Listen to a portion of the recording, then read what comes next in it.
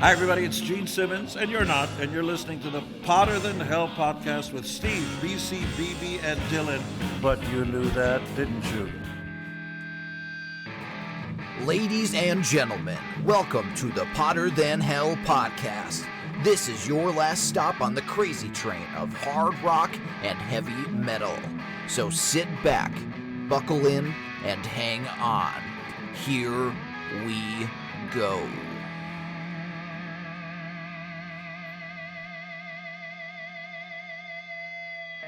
Hello, Potter Than Hellians, and welcome back to the Potter Than Hell podcast. I am your host this evening, Dylan, and I am joined this week by BC and BB. And the Podfessor is on vacation. He is down south visiting relatives, hanging out, having a good time. How have you been this week, BB? Doing good. Celebrated my son Killian's 21st birthday this week. What was his first official drink that he's ever had in his life? It was sparkling lemon lime water with Patron's tequila. Okay, and mixed drink. And a Mick Ultra as a chaser. Nice. We didn't have that stuff in our day. We stole it out. Yeah, well, we had 4 different beers and that was it. We're that old. I know, right? Yeah. Now you got everything under the sun, sugar water, and all this other stuff. Iced tea. And yeah. We even have hard Mountain Dew nowadays. We do, yeah. It's pretty terrible because it's zero sugar. If it was not zero sugar, I think it would be good, but it's zero sugar, so it's bad. BC, how have you been doing? I've been busy at the new job, and keeping me on my toes. I'm enjoying it, though. It's a nice change. Yeah. Change from what I've done in the past. Yeah. You're very prolific on Facebook. I know, I can't. Every time I turn around, somebody's like, boop, boop. You're on the news, you're on the internet, you're on Facebook, you're all over the place. In the newspaper, man. Newspaper, they're on this crazy maniac. Might need a spin-off show for BC. There you go. Yeah. Well, we have some bad news to cover this week. After I say that I'm doing okay. It's been a rough couple. It's been a rough week. I was gonna throw the thing I threw with Steve. Dylan, how are you this week? It's been a rough couple weeks. We were having some issues and stuff, but happy. I don't know if I'm happy to record this subject today, but I'm happy to be in the room with y'all to talk about it. There you go. But we do have some sad news to talk about. Ozzy Osbourne passed away. He was 76, correct? Yes, correct. 76. After, we're basically doing the retirement show back to the beginning with Black Sabbath and his solo band and a plethora of other bands, it almost seemed like kind of happenstance timing in that. But I was really happy that he was able to have kind of one last hurrah. Obviously, a huge, huge influence on the music that we know and love. And, of course, we all love, all of his solo stuff and his contributions to Black Sabbath and a lot of his features that he was on. But BB, what'd you think when you heard the news? Yeah, it's getting to that time of my age that all these people you've had posters or pictures on the wall. They're all starting to die off. They're all in their most of them are in their 70s now.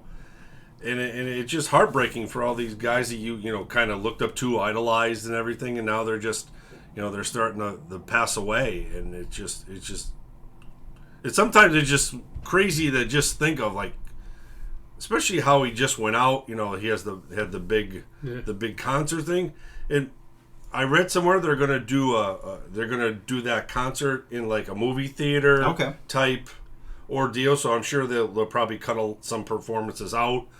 And there's also like some kind of documentary that is also supposed to drop on Netflix too. So I'm curious to see what that is. And it just keeping his memory alive. Yeah. What's your go-to Ozzy song? Miracle Man. Miracle Man. Yeah. BC, what are your thoughts? Yeah, like I was just about to leave work and the phones blew up. Reports Ozzy did. It's like, wow. But in the same token, I mean, not a total surprise. Yeah. He was going through a lot of medical stuff at the end there. But, I mean, my first concert ever was Ozzy Osbourne, Motley Crue. Wow. Yeah. So, I mean, that took me back to first big show I ever went to in my life. So, That's cool. Yeah. What's your go-to Ozzy song? don't know if I have song. I mean, I love the Ultimate Sin album. I preach all the time on this podcast, but yeah. I mean, I've been listening to a lot of the Boneyard's been nothing but Ozzy since this has happened. Yeah, makes sense. It brings me back. Oh yeah, I forgot about that. Forgot about this. I'm like, cool. Mm-hmm. Yeah, I was very fortunate to be able to see him twice, once with Sabbath and then once solo. And even like in his older age, his just like joy being on stage was contagious. You know, at the retirement thing. Yeah, he looked good.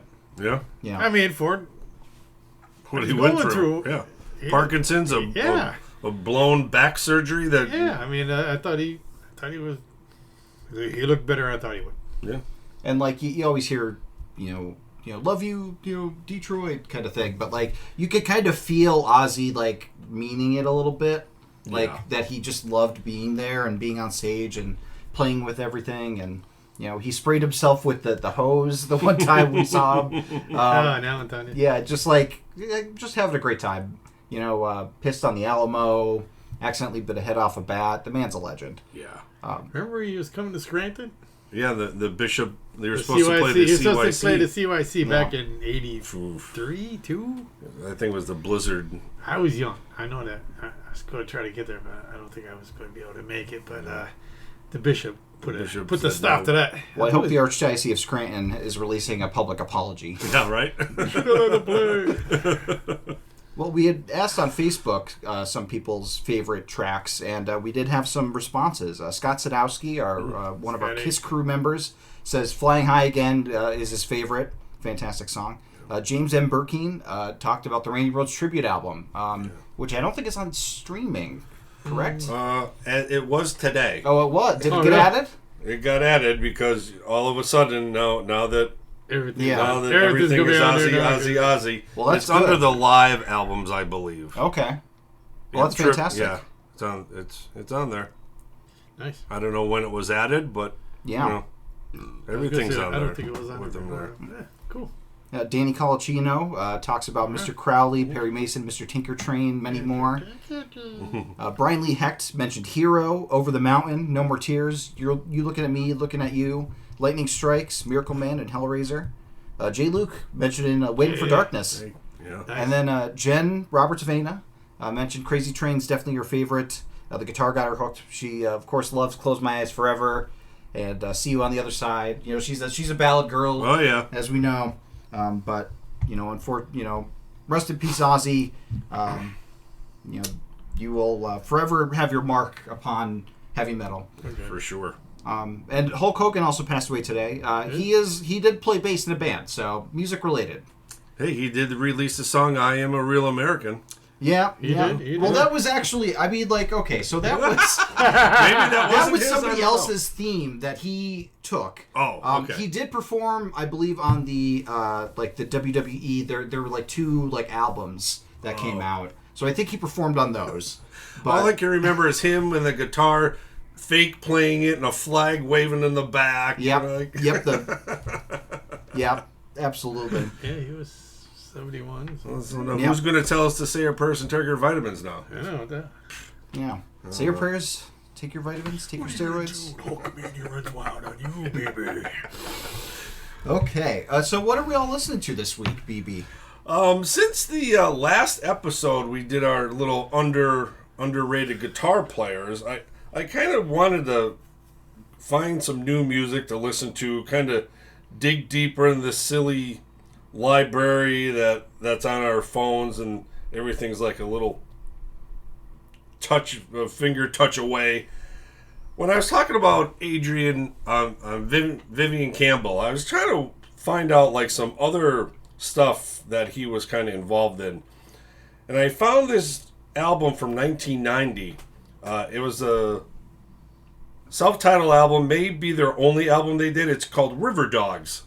I think it is. I think it's only a three-piece band. It's some good stuff on there. It's like the melodic hard rock kind of with a little bit of like soul blues in there. Some slower songs, but when he plays, it's different. It's like shredding that kind of fits the song, and it kind of takes it a little bit to another level. There's some great songs on here. And it's been popping up ever since we did that, and I've been really digging this album. So you may hear it again in a birthday episode down the road. You never know. Yeah, that sounds like the perfect kind of album for a birthday episode. Yeah. I think that's the only one. Only one. River Dags. BC, what have you been listening to? I went camping for the whole weekend, so there was not much tunage there. And like I said, mainly I've been listening to all the Ozzy stuff. Mm-hmm. Yeah. Reminiscing. A lot of For reminiscing for... You don't realize how much music he put out and how much it's different stages of your life. It's just... It's been doing music since the 60s, because did Black Sabbath come out 69? I believe so. Yeah. They may have been, definitely around there. 69, 70. Yeah. So, been out for a while. Yeah. I recently finished Serge Tankian's memoir, Down with the System, and I was kind of listening to a lot of System of a Down adjacent things because the new Scars on Broadway album came out. Darren Malakian and Scars on Broadway. Sorry, he has to be separate now from Scars on Broadway. He was the kind of guitarist of System of a Down and formed Scars on Broadway. Addicted to the Violence, the name of the album is. It's pretty good. It is very much System adjacent. If you'd like System of a Down, you'll like this album. Mm-hmm. It's their first album, I think, in over 10 years, maybe. I think 2014 maybe was their last one for Scars on Broadway. And I was also listening to Serge Tankian's first solo album, Elect the Dead, because he talked a lot about that in the book. So wanted to check that out, and I like that as well. I know his voice is, you'll love it or you hate it, but I love it because it's so different, and he has such a weird dynamic element to it. But that's what I've been listening to. Oh, and the new Ice Nine Kills song, The Great Unknown. Oh, based off of The Matrix this time. Okay. So, are we going to be expanding out of horror for the next album? I don't know. That'll be something to watch, and I'll keep you all apprised. Yes. Interesting. So that's what we've been listening to. BB is listening to the self-titled River Dogs album featuring Vivian Campbell. Yep. Do you know who the other two members of the band were? I do not. No? Okay. BC, do you have that somewhere in your head? Knowing these, you would probably need the album to see who it is. Oh, wow, it's Mike Portnoy and Billy Sheehan. I could picture that one cover. I just can't. Yeah. Yeah, it's funny because I was looking for the record on eBay. It was only $70. I almost kind of pulled the trigger. Oh.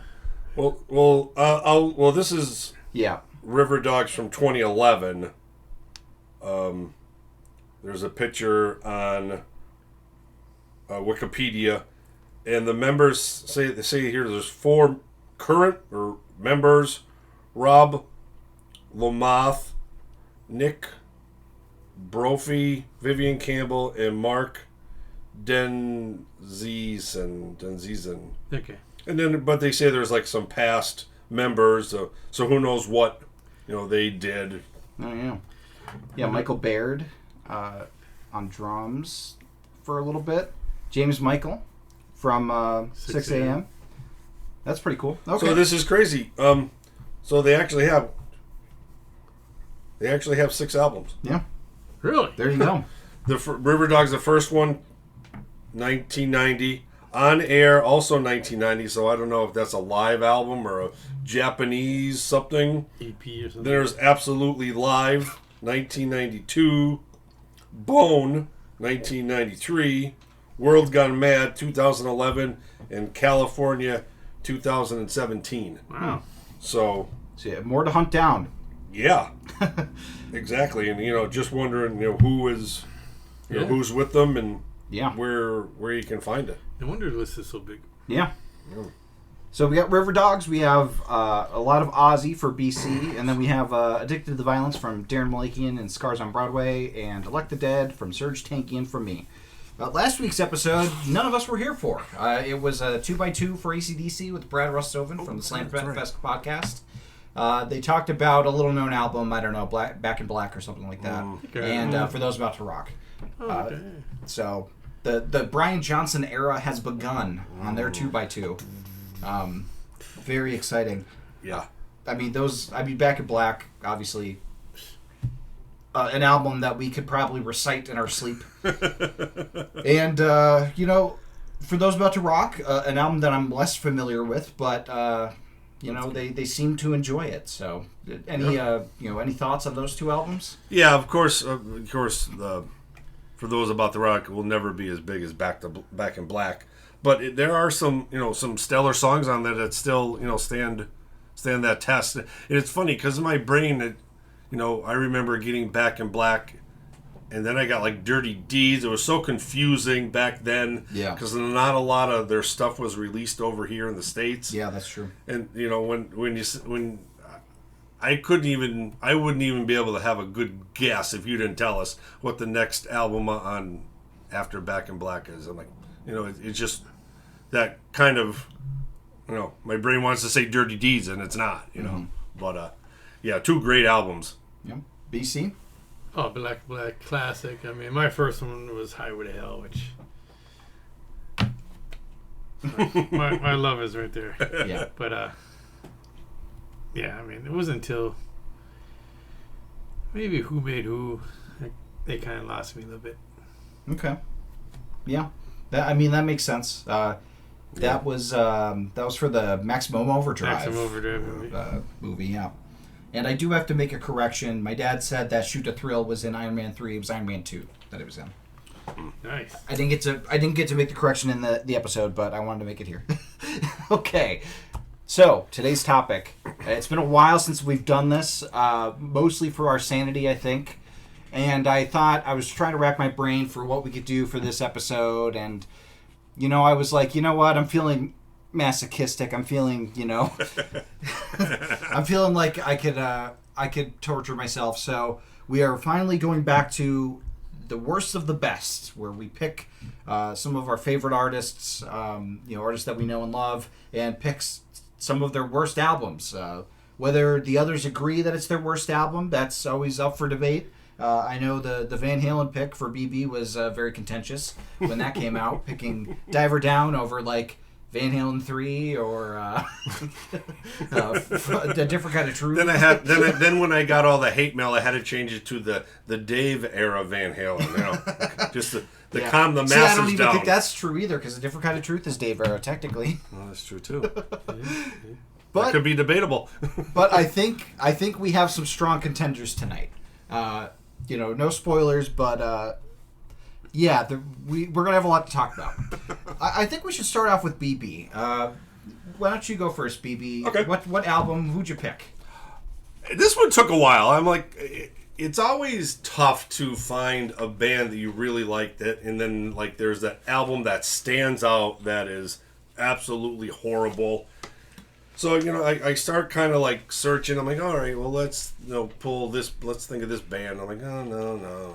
So it took me a good at least half hour, 45 minutes to come up with a band that I actually love and an album that is total garbage. But it falls in an era of the time and what they were going through as a band. So I'm talking about Great White. The album I'm going to talk about is Sail Away. It came out in 1994. So kind of where they went with this album, I think, is they had a little... I think this was way before the Unplugged blew up on MTV. They had a little half-hour show. There was audience there, and I don't know the guy who... Maybe it was that Louder guy. He used to host something, and they did like 3 songs. And the crowd loved it. It was like Rock Me, House of Broken Love, and maybe in something else. And they slowed it down acoustic. Everybody loved it. It was so good. And I think they went into the studio thinking, this is the time to do an acoustic album. And I think they went about it the wrong way. I wish they would have, instead of doing this, because right after this they released the album Stage, which is actually a live acoustic album. I think if they kind of, I'll use the lynch mob. If they reimagine, if they like slowed down and did some like a greatest hits acoustic album, I think they would have really knocked it out of the park. Because this album, it doesn't fit in their discography of music that you go to Great White for. There's some crazy songs on here. There's saxophone, which was never done before in Great White. So it's a very different album. It's their 7th actual studio album. Clarence Clemens plays saxophone on this one. It says he's only credited for 1, but there's saxophones in like the last 4 songs. Yeah. So, and it doesn't say who plays. It was Jack Russell. Maybe it was, But yeah, this, like I said, this was released in February of 1994. It's just one of those albums that are not the greatest in their catalog. The people that are on this album, of course, Jack Russell. He is the lead and backing vocals. Mark Kindle is the lead guitarist. Michael Lardy, who's still there today, the rhythm guitar player. Teddy Cook plays bass, and Audi Disbrow plays the drums. And I don't believe that's the drummer that is there today. Yes, he's still. Is he? Then is the bass? Is it Teddy Cook that's not there? Teddy Cook, no. He's not there. Maybe that's what I meant to say. That's it. Yeah. Okay. So the album starts off with a song called A Short Overture, which is pretty much exactly what it is. Short and 35 seconds of exactly what that is supposed to be. So, you're already, listening to a piano with little, musical violinish sounds in the background, so you're all kind of confused already. Then it opens up the next song, Mother's Eyes. It's a song that's very slow start acoustically. The tempo is already set throughout the whole song. It's very slow. Jack vocals are really good in this one.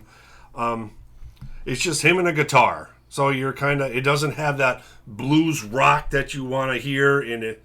It's just him, guitar, and like there's a couple songs on here. It just kind of flatline. It doesn't really go anywhere.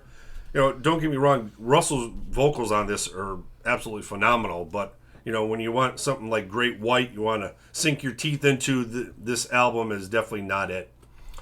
Song number 3, Crying. Another slow start. There's a very small kick in after the second verse. The soft drum beat in there. The chorus has a little bit of rock to it. The harmonies on the song are really, really good, though.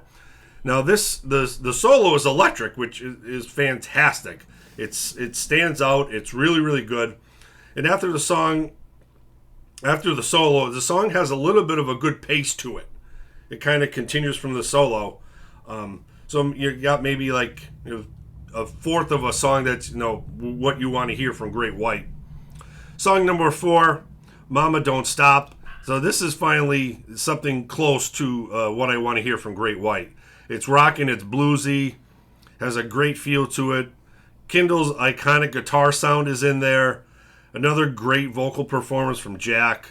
Short rockin' solo, like a perfect song that it probably should have opened up the album, but it's buried in here with all this other slower stuff. Song number 5 is called Alone. So it's back down to a slower acoustic song now. The chorus has some rocking moments to it. It also has some good harmonies.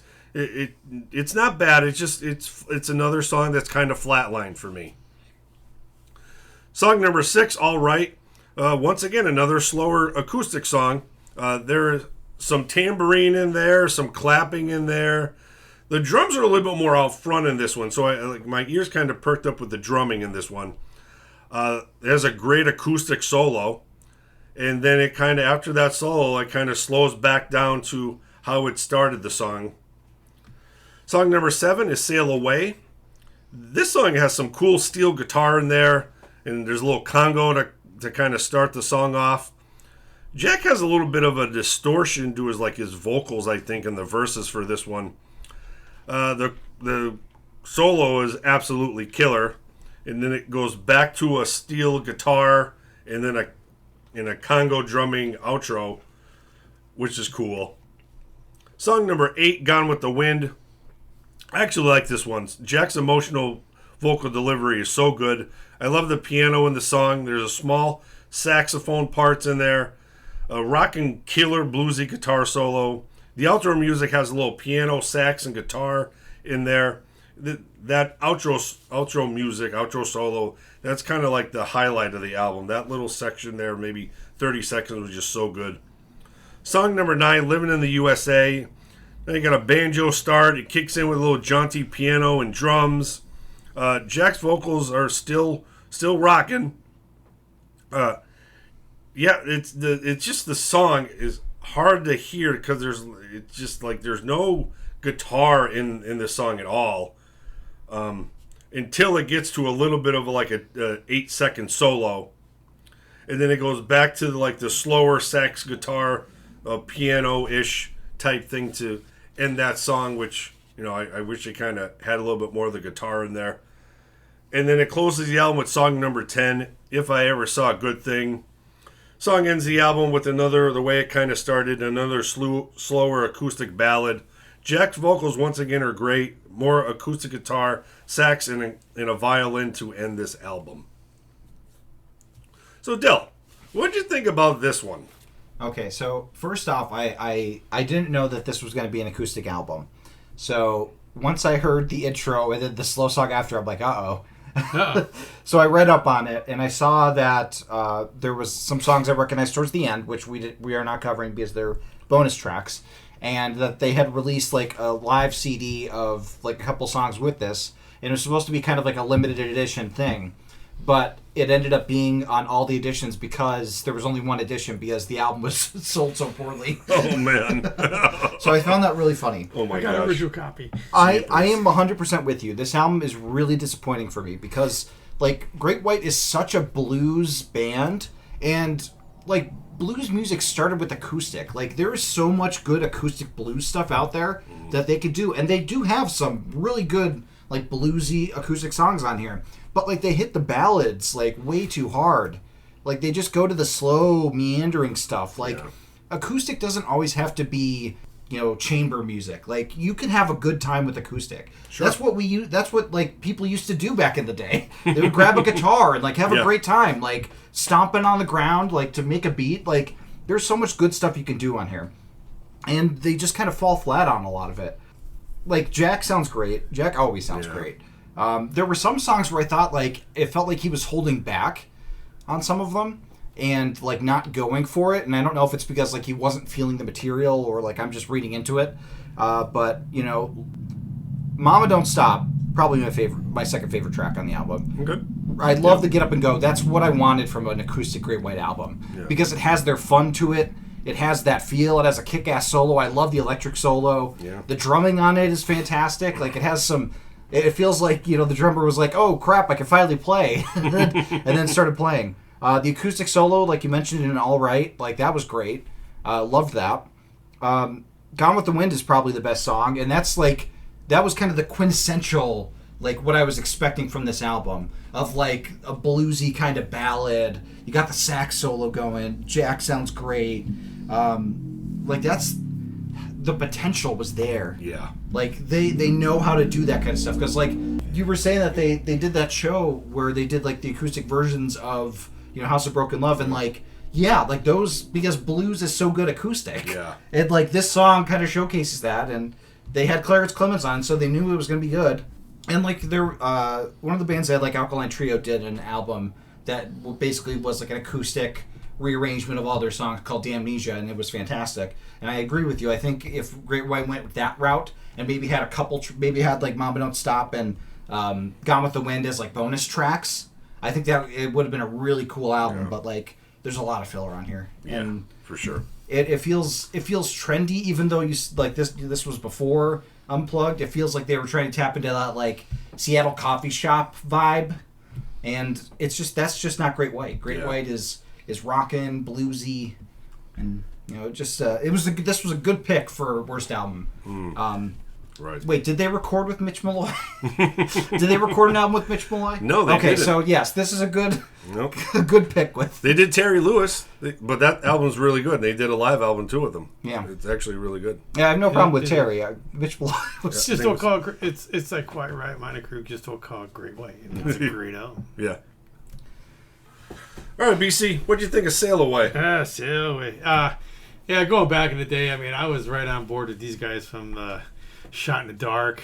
So I was always getting the albums. I remember this kid's coming out, Sail Away. I'm like, oh, that's a weird title. And like reading about it, I believe back in the Meadow Edge days, it never said nothing about acoustic. So I go out the store, I buy it, and I go, oh yeah, throw it in. And like you said, that first 35 seconds, I'm like, what the fuck? Beep. this is leading up to something. Yeah. It's gotta be leading up to something And then I'm like, okay, I got that system. And then all of a sudden it's like, oh. I mean, throughout the years, I mean, I love Jack's vocals. He was such a iconic. Yeah. You hear, Jack Russell. Mm-hmm. There's no doubting. But I mean, I'm an acoustic guy too, and I love Jack. But like you guys said, there's hollowness. There's something missing. I believe you said if they did like their songs, they did acoustic album of the songs they had before. I think that would have been so much better because people would first of all be familiar with it. Yeah.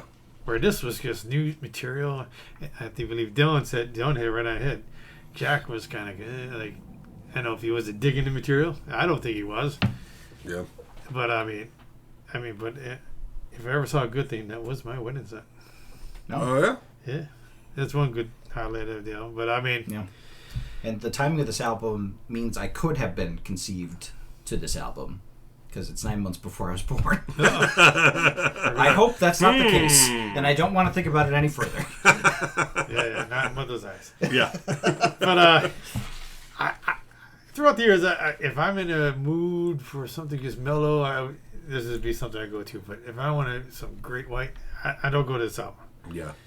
I mean, there's like I said, 2, maybe 3. The rest is just too. I've been waiting. It's like, oh my God, just pick it up to pace or do something. Yeah. But yes, out of the Good. Great I'm White glad material, you guys hated it. the Great White material. Oof. The irony is that I think that like your album had the stuff that I enjoyed the most, but it was surrounded by so much like blah. Yeah. Because like Mama Don't Stop, actually a pretty good song. Gone with the Wind, like a good song. Like I could see them breaking both of those out and like it being a really good time listening to it. But boy, The rest of it. very all filler, not a lot of killer. Yeah, and I think on that actual Stages album, they do 2 songs from this album. Oh yeah. I'll have I to. forget. I have that. I'm disappointed that BC doesn't get to talk about Led Zeppelin. What a great choice, though. I know they do they eventually did like a full live Led Zeppelin album, but like Babe, I'm Gonna Leave You, fantastic, and Jack kills it on that version too. Like that's the Jack Russell we know and love. That's this Jack Russell. Yeah, not quite. Oh yeah, they do Sail Away, Gone with the Wind. Well, at least they do Gone with the Wind. That's it. Wow. Yeah, But after this, they come out with the album Let It Rock. Yeah. Which redeemed themselves. Yeah. They definitely called it that on purpose. I was very nervous playing this one after that last album. And I was like, oh, thank God. They upticked it. Okay, well that was BB's album. Because there's only 3 of us, I'm gonna do the break here and then do our last 2 albums and our hidden gems after this gem song. And I figure in honor of Ozzy, let's do Perry Mason. We all know and love it. It has BB's favorite Ozzy guitarist on it, and it's one of the greatest album openers of all time. So from Osmosis, here's Perry Mason.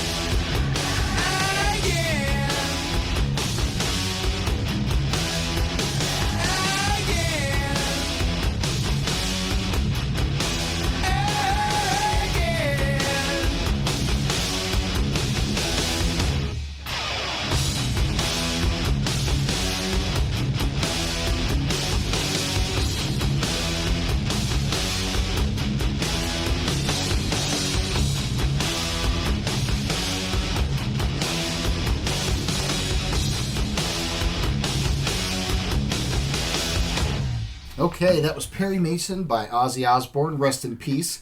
And for our Hidden Gems, I think we're going to keep the Ozzy theme going. BC, what do you got for your Hidden Gem this week?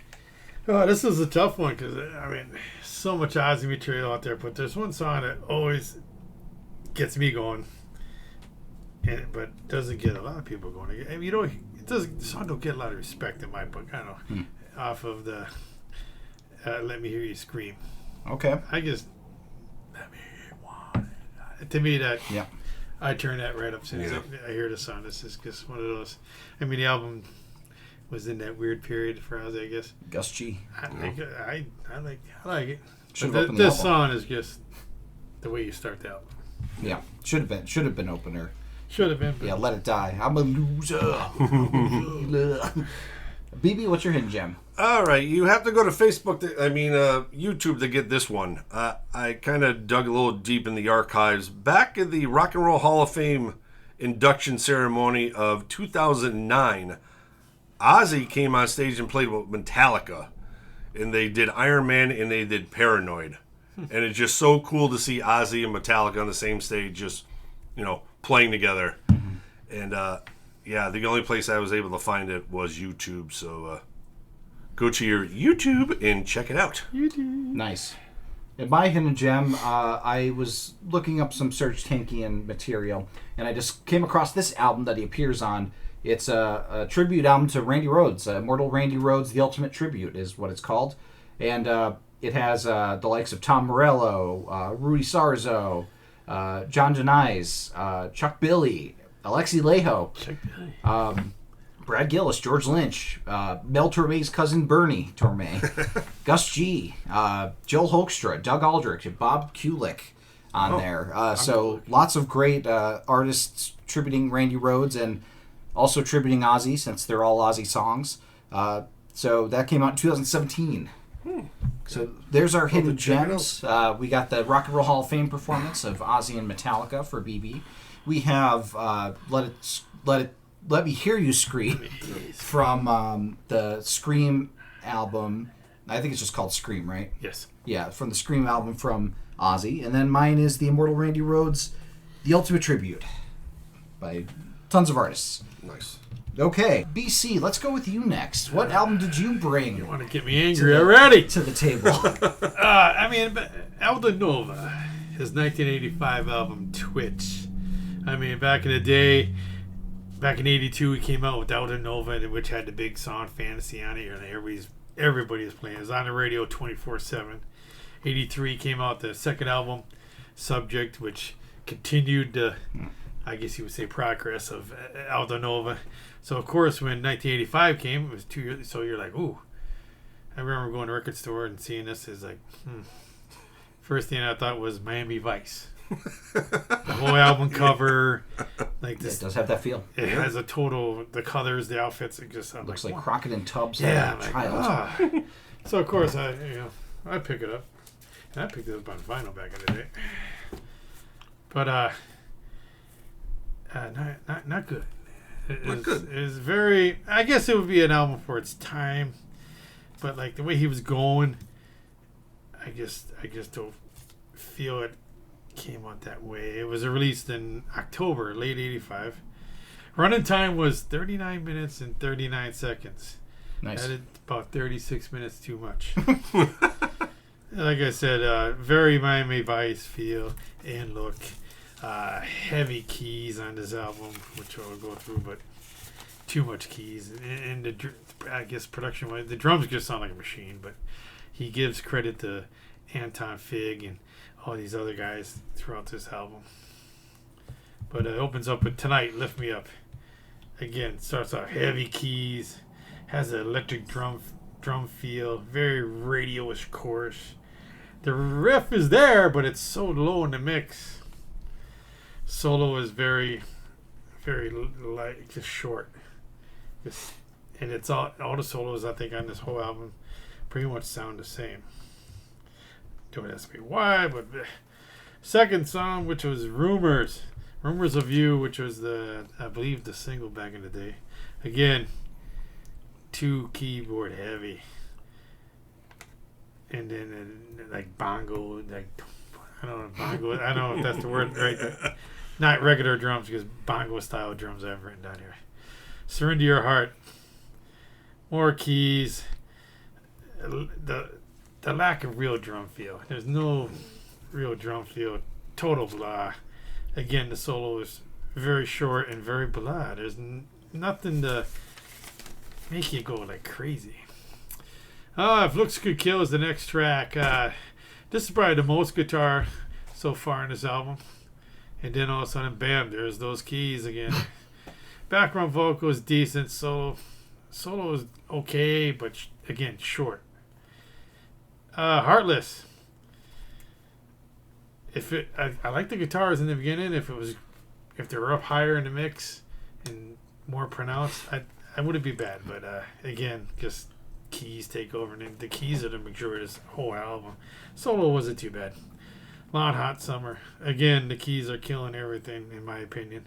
They have a Don Henley feel to it. I hear the keys, I was like, it reminds me of Don Henley. But next track, Fallen Angel.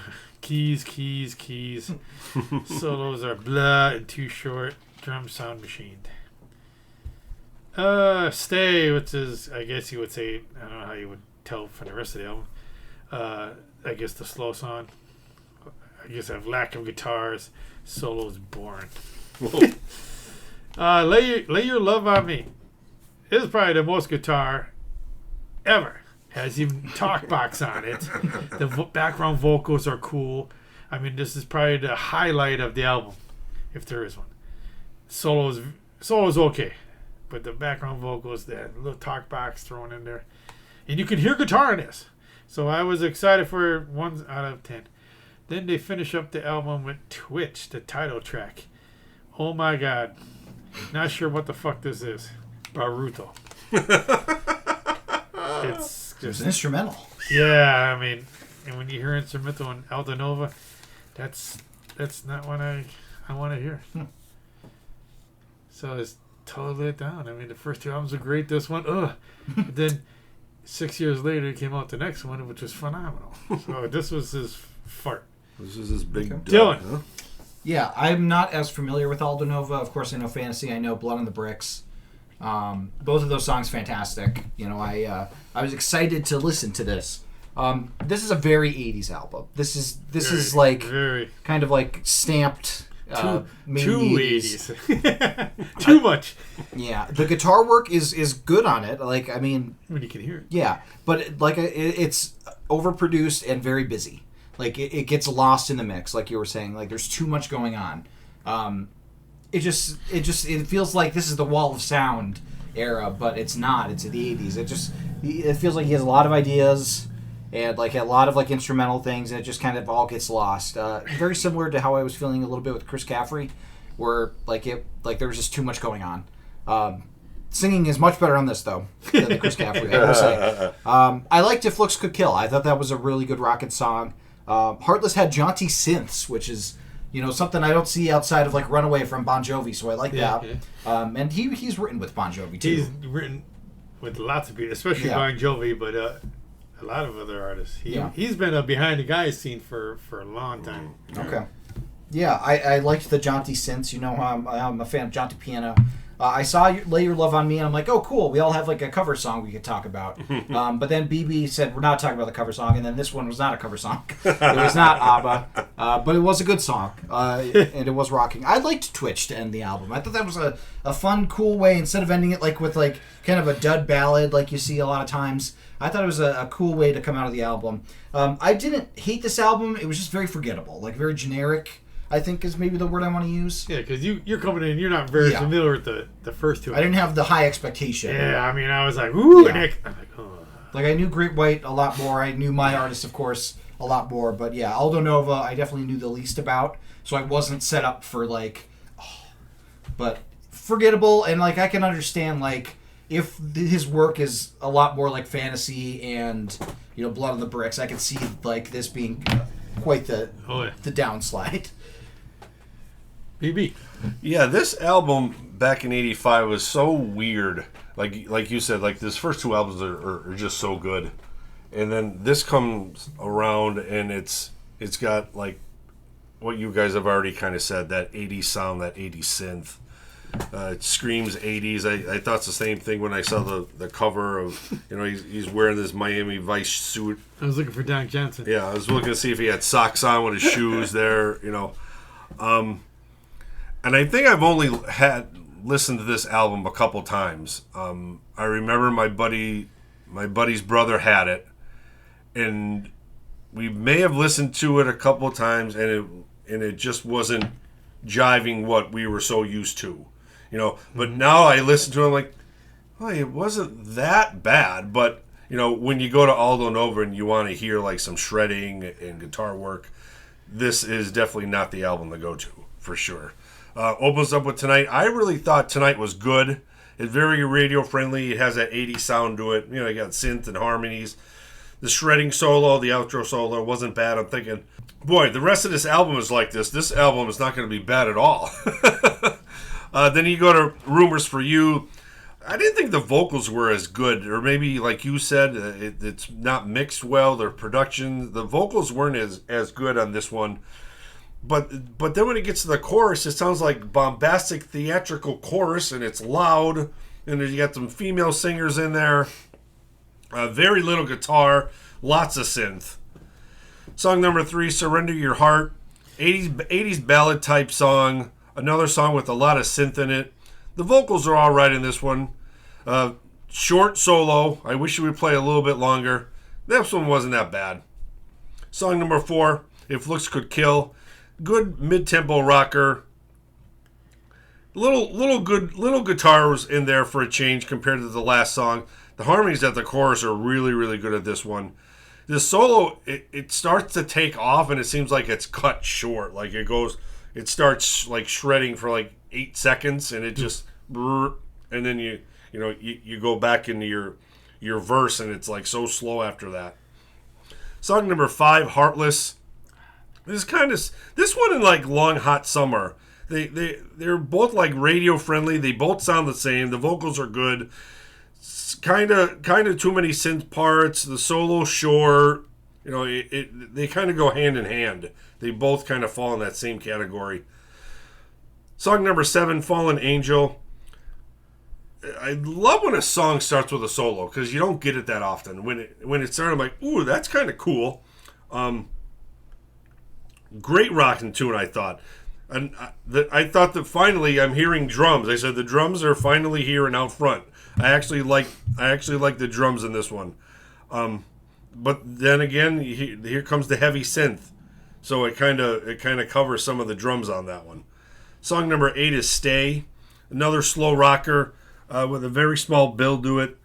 Once it's solos, I think this one's one of the longer solos on here. And once again, I kind of enjoy a song when a solo just kind of sticks out and almost doesn't fit. That's where that song kind of falls in. It just solo takes off, and you're like, man, that's good. Then it goes back into like the slower rock, and you're like, and then closes with Twitch. That it's busy. It's a busy instrumental. It's all over the place. But BC, at least it's at the end. You can get to song 9 and stop. If it's on song 1, you gotta either get up and move the needle, or you gotta push the button. At least at number 10, you can say, you know what? This is a perfect 9-song album. I know, because I have a pristine vinyl copy of this, because I think I played it 3 times and shoved it. I'll never play this again. I'll never play this again. But yeah, definitely coming from the Aldo Nova catalog. Yeah, this is not what we go to Aldo Nova for sure. No way. Yeah, the album title appropriate because you were twitching at the end of it. Okay, final album we're going to be talking about tonight. The longest album of the 3, and the most recent album of the 3. I feel bad because we're trying to get BB into this artist, and of course I have to throw out a bad album from him. So this is Alice Cooper. The album I picked was Detroit Stories. Now, there's a lot of arguments that could be made for what the worst Alice Cooper album is. A lot of people kind of go, Flush the Fashion and Armed Forces, I think that album name. But, and then there's, like, the early stuff, the really early stuff. But for me, it's this album. 21st solo album and 28th overall studio album for the Alice Cooper Band. It was released February 26th, 2021. Recorded throughout 2019-2020, which for me is always a red flag because this means that it was a COVID album, and I do not see a lot of good COVID albums from artists. Taylor Swift is a bad example because she put out Folklore and Evermore, as well as the re-recording of Fearless. So that was a good, but this was recorded in Nashville, Toronto, the Bahamas, Switzerland, Michigan, Phoenix, and Northeast Lincolnshire, England. So it was recorded all over the place. Produced by only one person, Bob Ezrin. Mm-hmm. There's no children on this album, thankfully. That would have really, really put it over the edge. Personnel, everybody take 5, take your smoke break. This is going to be a long one. Alice Cooper, of course, on vocals. Michael Bruce from the Alice Cooper Band on guitars and vocals for 2 tracks. Dennis Dunaway from the Alice Cooper Band on bass and vocals on those 2 tracks.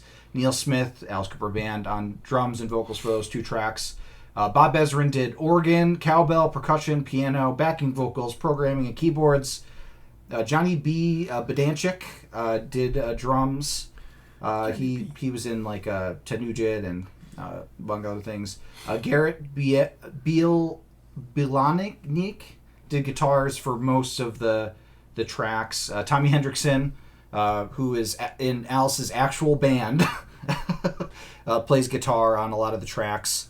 And that's one thing that we always bring up about Alice Cooper is that he never uses his... He did for Road, which was the most recent album to date, the album after this one. But he only has like Tommy Hendrickson from his like live band on these albums, and that's it. Wayne Kramer on guitar for a couple of these. He's from MC5. Paul Randolph on bass. He's a Detroit musician. Joe Bonamassa does guitars for 2 songs. Mark Farner from Grand Funk Railroad. Stephen Hunter, who's done a lot of stuff. He did the first solo on Train Kept Rollin'. Tommy Denander. Stephen Cran, Matthew Smith, Rick Tedesco, Jimmy Lee Sloas, Larry Mullen Jr., Calico Cooper, Cheryl Cooper, James Shelton, Carla Camarillo, Camille Sledge, Deborah Sledge, Tanya Thillett, Keith Kaminsky, John Rutherford, and Walter White. He got Heisenberg himself apparently to play trumpet on one of the tracks. So there's a lot of cooks in the kitchen. And this album was kind of made to be a love letter to the music scene of Detroit, where Alice came from. Clocks in at 50 minutes and 28 seconds, and you could feel every one of those minutes. And let's get into the actual tracks. So we start off with a cover from the Velvet Underground, Rock and Roll. We're starting out with the cover, and it's not a good sign. It's a very empty and slower feeling opening. Like, it doesn't feel like an opening song. It does feel like a throwback song. I can get what he's going for here. We do have Joe Bonamassa on guitar at least, and we do have some cowbell towards the end. But I think it's a poor choice for the opener. The next song, Go Man Go. This one at least has more get up and go, but I hate the constant Go Man Go. It just gets very annoying over and over again. The solo in it's good though. Track 3, and we're on our second cover. Our Love Will Change the World from Outrageous Cherry, who did it originally. This feels like Getting Better from the Beatles and Happy Together by the Turtles. Like, it just feels like that kind of song, super monotonous. It just drags on. I don't like Alice's vocals in it. It doesn't feel like it changes at all. Like, it's just like a bland song. Social Debris, track 4. This one does feel like more Alice. I don't really like the pre-chorus how it's sung, since it sounds kind of out of sync with the instrument. There's a lyric in the song that I thought was a really great description for this album, and the lyric is, "I lost the plot." So I thought that was appropriate. I do like the bass guitar work on this song, and this is probably the song that I like the most on this album. But it's not like a go-to. A go-to, yeah. Then we go to $1,000 High Heel Shoes. Feels like we're about to go into a 70s porno with the funk on this song and the background singers. And it just does not feel like Alice at all. And we have horns coming in here. Like this, I don't know what. Track 6, Hail Mary. We do have more of an Alice vibe on this one. I like the chorus group vocals. There's a good old school feel to this solo. It's not a bad song at all. That one wasn't bad. Detroit City 2021. Fun opening to this song. There's a lot of name checks in this one. You got Iggy and Ziggy. And I don't really like the chorus at all, but I like the pre-chorus. And it does have a pretty great solo in it. Then we go to track 8, Drunken in Love. We slow it down with a barroom bluesy song. The lyrics are god-awful. We get some harmonica soloing alongside the guitar. The song feels like it drags. It feels like a very long song. And then we have a fade-out, which, as we know, the Podfester is not a fan of. Then we get to track 9, Independence Dave. So this song was really weird for me because I think I went through the 12 stage, like the 5 stages of grief with this one and Stockholm Syndrome. Like, the first thing I wrote in this is, what is going on? There's, like, that weird-ass Wipeout beginning, and then, like, it has, like, a 12-bar blues instrumental part, and then, like, it goes back to the weirdness. And what can I say but he's Dave, Independence Dave. This song, I hated at first. I was like, this is the stupidest fucking thing I've ever listened to. But by the end, Stockholm Syndrome kicked in, and I ended up liking it. It's one of those where it went all the way around, you know? Like, it's so stupid that I end up really liking it. Track 10, I Hate You. That's what I'm saying to this album. Very AC/DC intro for me. Before we get some good bass, but then we get, like, the weird vocals from the Alice Cooper band. Like, I hate you and your stupid drums. And, you know, it's like, who's this for? And then we get some spelling lessons in there. You know who it's for? Who's it for? It's a band member that actually passed away. Okay. Well, I had to Google it, and I didn't write it down. Well, there's some spelling lessons in there for you, BB. You can learn how to spell I hate you. Yeah. Wonderful World, track 11. At this point, it feels like they went into the studio, fucked around a bit, and put it out as an album. This song is all over the place. Track 12, Sister Ann. Thankfully, this one has a little more energy than the last one. Kind of a meat and potatoes rock and roll song. We get more harmonica soloing and like cool back and forth soloing between the guitar and the harmonica. I like that it feels like a jam on a blues riff. And like if you're doing a Detroit kind of ode to the city, this song I feel like does it well. So I like that one. So then we get to track 13, Hanging On By a Thread, Don't Give Up. So this was released as the first single of the album, technically, because he had originally written it to get people through COVID. But then they reworked the lyrics to make it about suicide. We get Spoken Alice, PSA, as like Undone the Sweater Song by Weezer plays underneath them. And boy, I hate this song. I think the message is very important. I appreciate that the suicide hotline is put on the end of the song. Like, I don't have a problem with the intent of the song. I just think that, like, songs like that never land how the artist wants it to. Because Queen did a song about, don't try suicide. And I had the same, like, thing where it's like, this isn't helping. And I don't think, like, a song like this is going to be, like, because, like, it's songs that don't intentionally, like, target that I think are more impactful. Like the Black Parade album, for instance, is a song that a lot of people say, like an album that a lot of people say like saved their lives, quote unquote. And like it's not like preaching like, hey, don't give up, it's just like it gets that way naturally and it doesn't like force the message. And this song I think forces the message a little bit and I don't like it.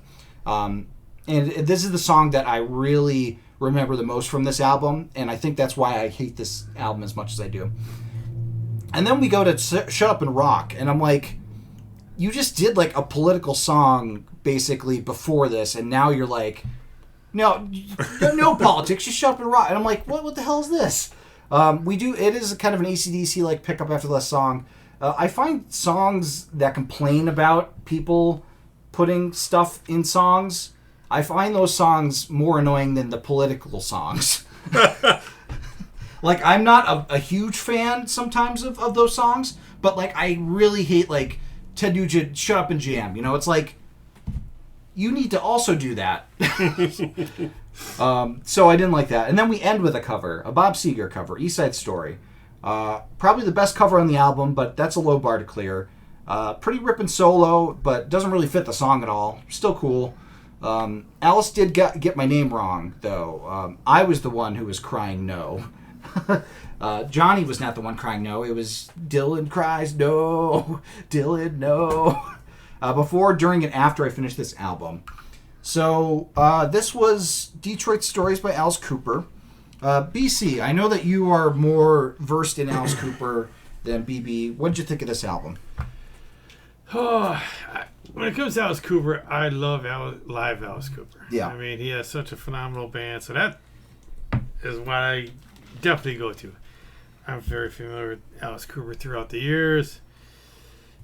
This is the first time I heard this album, so I was very nervous going in because I remember people talking, oh, what is he trying to do with this band? And they're trying to be back in the 70s, which you hear that throughout all of these songs. Yep. Very heavy 70s feel.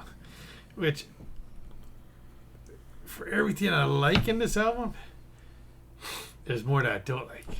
But I do like a lot more than I thought I would. So I feel kind of good. I mean, I like the cover of Rock and Roll. But after that, Sister Ann, I like that one. Mm-hmm. To me, that's the closest to Alice I want to get to. And I like the Show Up and Rock, which he should took off 12 more songs and just rocked. Yeah, like a lot of cover songs, which I'm not familiar with it, but I didn't hate it as much as I. Okay. But it's not Alice. Yeah. Yeah. I mean, my favorite Alice is the heavy Alice that was there in the 2000s, but yeah. Overall, not bad, but not. I'm not go. Hey, throw on Detroit Stories. Mm-hmm. This debuted at number 1 and was the first chart topper for Cooper in the 29-year history of top album sales for Billboard. Debut at number 1. Yep. Papers. Must be a lot of hype. Yeah. That's the COVID albums. Nobody released albums then. Yeah. People were just buying anything that came out. Uh-huh. I don't know.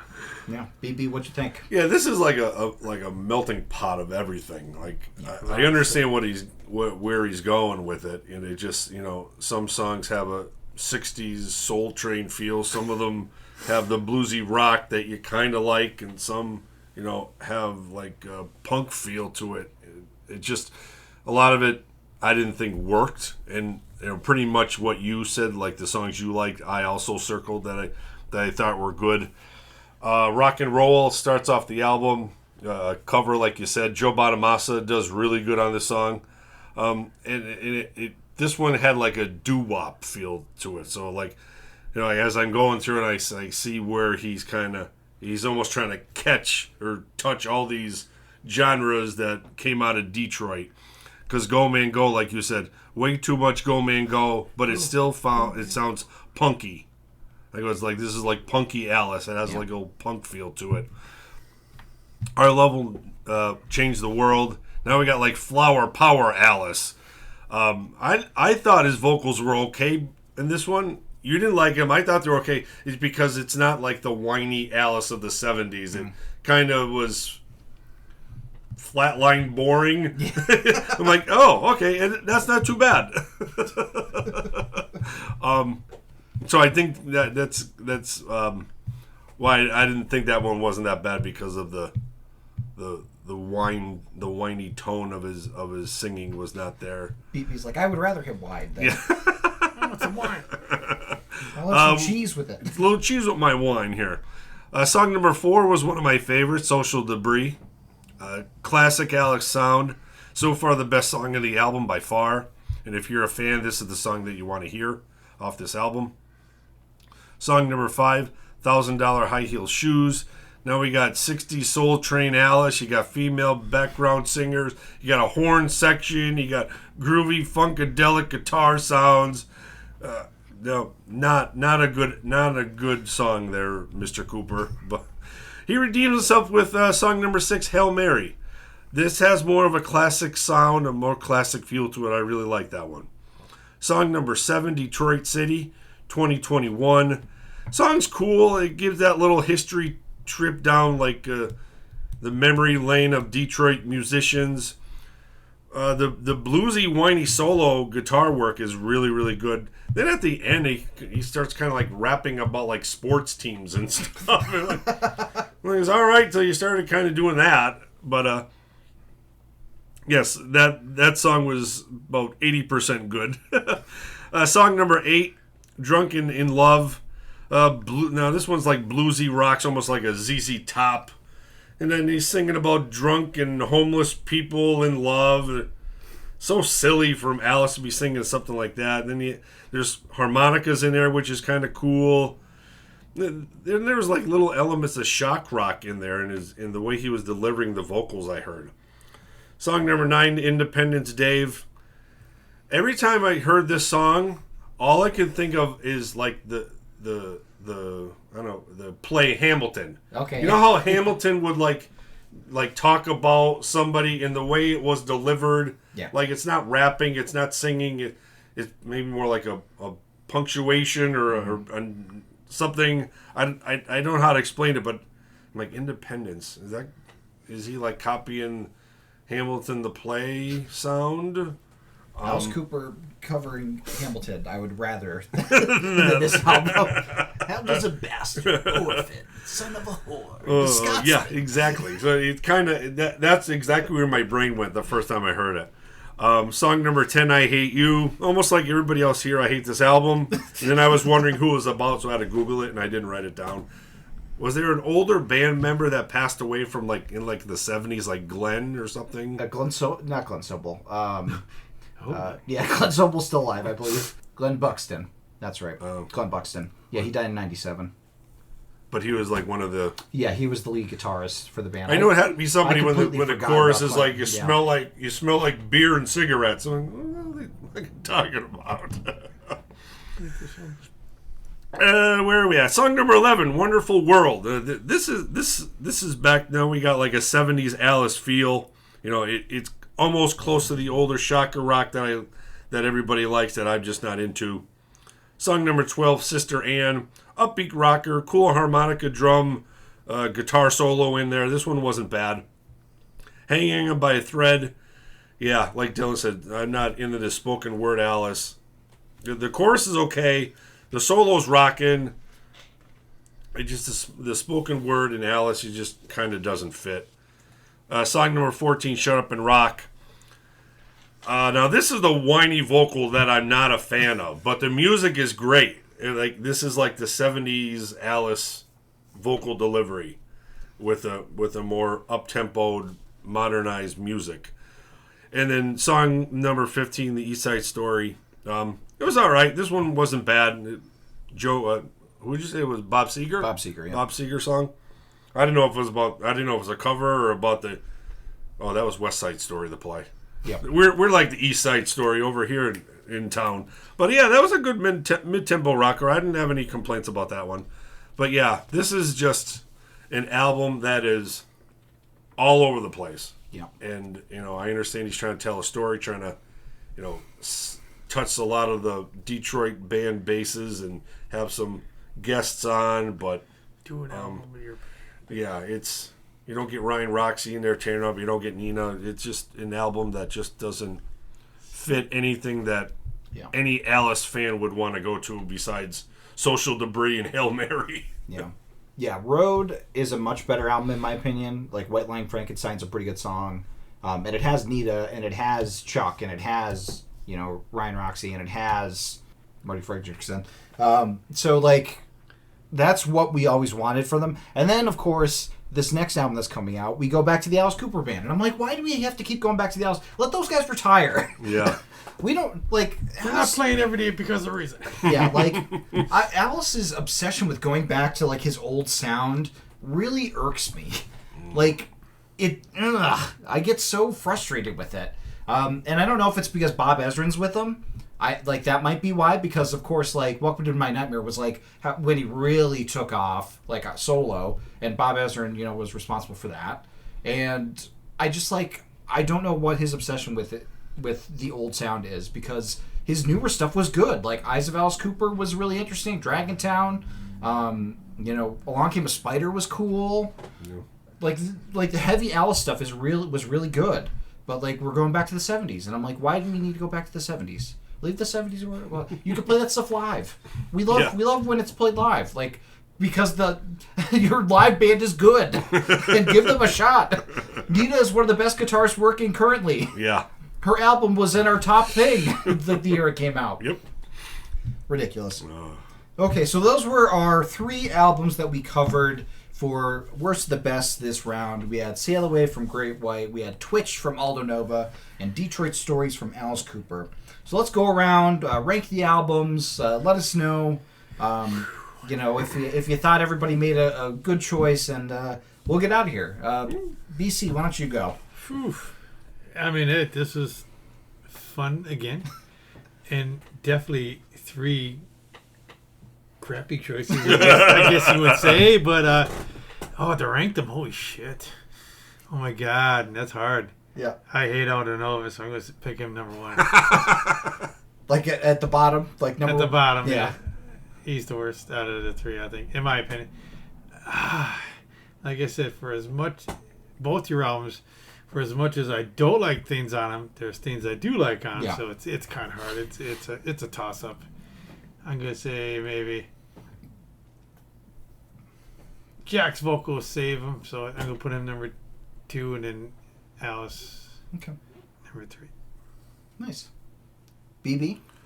Yeah, this is a fun episode to do, and in a lot of it, believe me, I thought we've had worse albums, but we have, for sure. Yeah. So kind of going through these, weren't as bad as we expected. It's fun to do because these aren't albums you go to. These are albums that kind of sit on the shelf and they collect dust. You listen to them once, you're like, well, I'll never play that again. So it's kind of fun to kind of go through albums like that and get everybody's take on it.